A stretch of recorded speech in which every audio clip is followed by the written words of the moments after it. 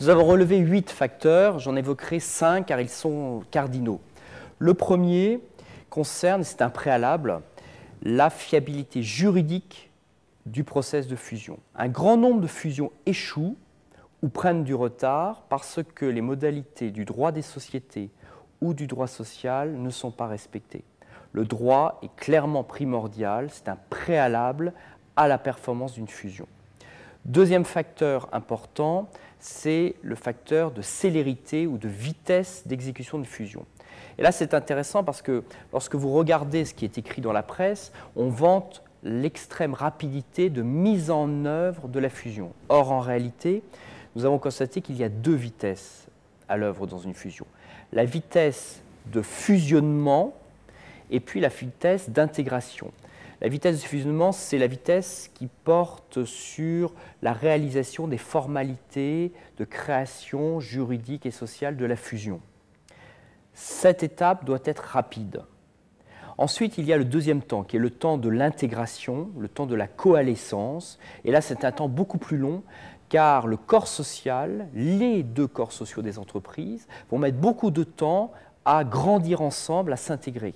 Dans le premier temps, on est dans un temps de quelques mois. Dans le deuxième temps, on est dans un temps de quelques années. Troisième facteur important, c'est l'acceptation de la notion de crise.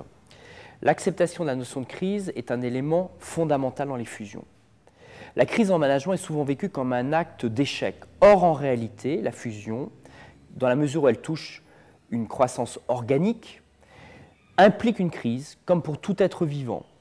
Et il faut admettre la crise comme un élément de croissance, comme une étape inéluctable.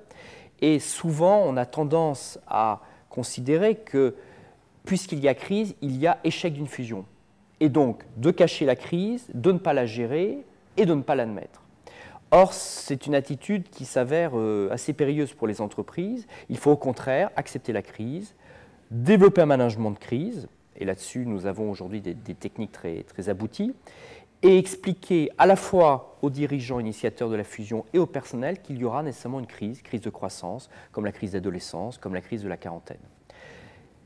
Dernier point important à évoquer, c'est le point de la checklist méthodologique.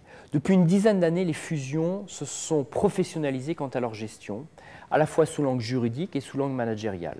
Nous avons aujourd'hui une véritable checklist du mode opératoire des fusions, à la fois en ce qui concerne l'interne, et là les Scandinaves sont, me semble-t-il, très en avance sur les autres pays, mais aussi donc sur l'externe, car une fusion n'impacte pas simplement l'interne des 2 sociétés, mais aussi l'externe et toutes les parties prenantes à une entreprise.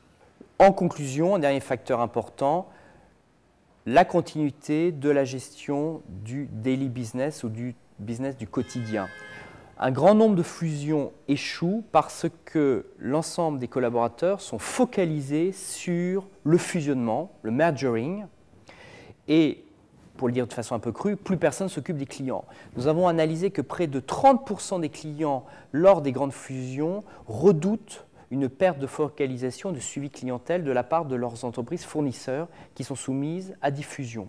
Donc c'est un véritable problème et la focalisation binaire à la fois sur le fusionnement et sur la gestion du quotidien est une clé importante de réussite des fusions.